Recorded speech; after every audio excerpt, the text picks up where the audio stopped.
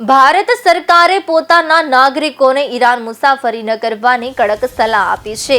Tehran સ્થિત ભારતીય દૂતાવાસે જાહેર કરેલી નવી એડવાઇઝરીમાં જણાવ્યું છે કે પ્રાદેશિક તણાવને કારણે હવાઈ ક્ષેત્રમાં અનિશ્ચિતતા યથાવત છે, જેને કારણે આંતરરાષ્ટ્રીય ફ્લાઇટ્સ પણ અસર પડી રહી છે। દૂતાવાસે સ્પષ્ટ કહ્યું છે કે હવાઈ કે જમીન માર્ગે ઈરાન પ્રવાસ ટાળવો જોઈએ। સાથે જ ઈરાનમાં રહેલા ભારતીયોને દૂતાવાસનો સંપર્ક કરવા અને જમીન માર્ગે દેશ છોડવાની સલાહ આપવામાં આવી છે। અહેવાલો મુજબ ડોનાલ્ડ ટ્રમ્પની તાજેતરની જાહેરાત યુદ્ધ વિરામના અંત પહેલા આવી છે। 28 ફેબ્રુઆરીથી શરૂ થયેલા સંઘર્ષ દરમિયાન અંદાજે 9,000 ભારતીયો ઈરાનમાં હાજર હતા, જેમાંથી અત્યાર સુધીમાં લગભગ 1,800 લોકો ભારત પરત ફર્યા છે। આ સંઘર્ષ અમેરિકા અને ઇઝરાયલ દ્વારા ઈરાન પર થયેલા હુમલા બાદ શરૂ થયો હતો।